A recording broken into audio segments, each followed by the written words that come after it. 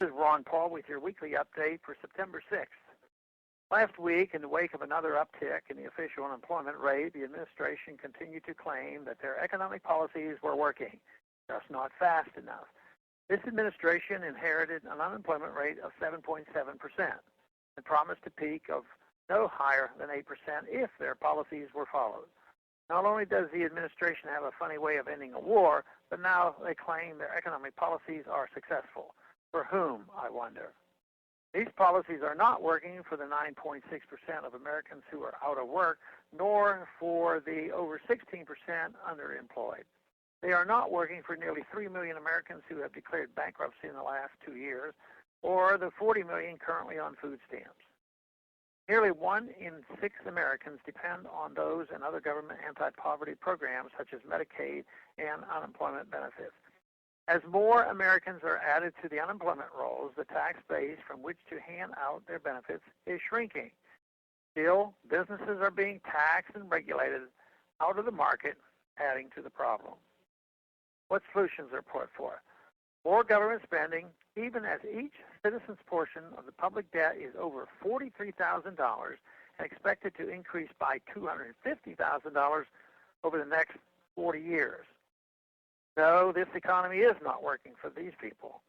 The current economic policy does work for some people. For example, it has worked out very well for certain bankers and large corporations who took on too much risk and got themselves in hot water and were declared too big to fail, which is really a euphemism for friends in high places.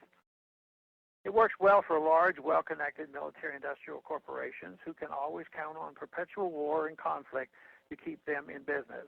It also works for those on the government payrolls, which is increasing as the tax base is decreasing. So where does the government get all this money, even as its most obvious stream of revenue dries up? How can it keep spending seemingly indefinitely? Once it steals as much from you as it can get away with through taxation, it steals even more from you through what central bankers like to call quantitative easing, which is more or less the same thing as counterfeiting. When the money is no longer based on a finite quantity of something of value, like a store of gold or silver, the amount of money in circulation is not limited by anything but the restraint of those in control of the printing press, in our case, the Fed and the U.S. Treasury. When increasing pressure is put upon them by irresponsible politicians, it is predictable that out of thin air, more money will be created to satisfy the insatiable appetites of those on political spending sprees. As money becomes more plentiful, it becomes less valuable, and the average citizen suffers again as the value of their savings evaporates. It has happened over and over again in history, and what usually is followed is the total debasement of the currency, hyperinflation, and chaos.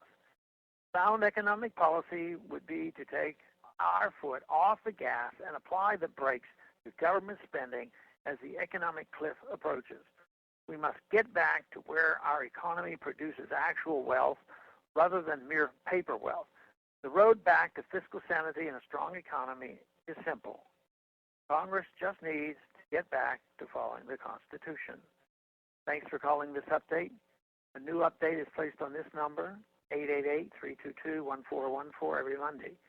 The written text of which can be found on my website, www.house.gov/Paul, under the heading Texas Straight Talk. Thanks for calling.